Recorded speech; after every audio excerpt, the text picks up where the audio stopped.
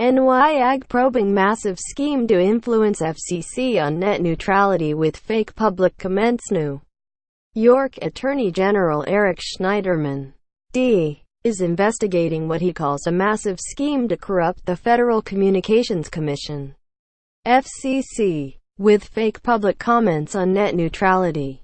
In an open letter to Federal Communications Commission Chairman Ajit Pai, the Schneiderman said the agency hasn't provided him with information critical to an investigation his office is conducting.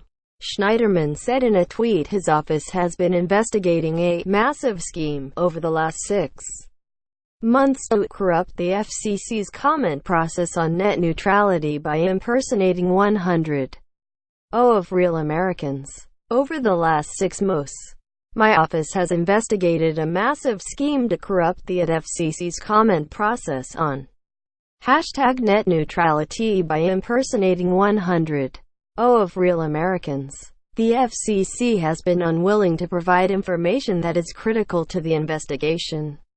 https://t://co xxfjsg6pxf Eric Schneiderman at @ag Schneiderman, November 22, 2017. In the letter, Schneiderman wrote that the process the FCC has employed to consider potentially sweeping alterations to current net neutrality rules has been corrupted by the fraudulent use of Americans' identities, and the FCC has been unwilling to assist my office in our efforts to investigate this unlawful activity. His letter comes after Pai announced on Tuesday that the FCC will vote to roll back Obama-era net neutrality rules that require Internet service providers to treat all web traffic equally.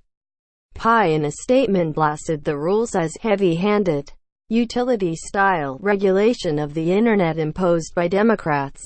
Schneiderman's letter continues, specifically, for 6 months my office has been investigating who perpetrated a massive scheme to corrupt the FCC's notice and comment process through the misuse of enormous numbers of real New Yorkers and other Americans' identities.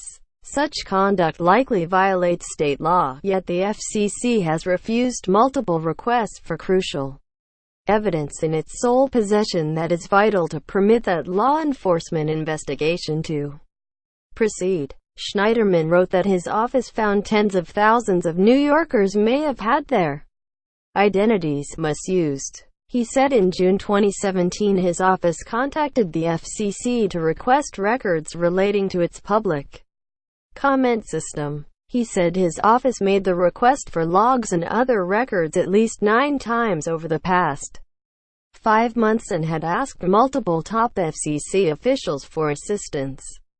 Yet we have received no substantive response to our investigative requests. None, he wrote. We all have a powerful reason to hold accountable those who would steal Americans' identities and assault the public's right to be heard in government rulemaking.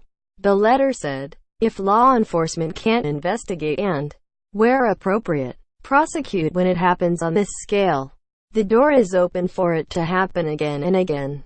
Schneiderman encouraged the FCC to reconsider its refusal to help his office's law enforcement investigation, identify and hold accountable those who illegally misused so many New Yorkers' identities to corrupt the public comment process.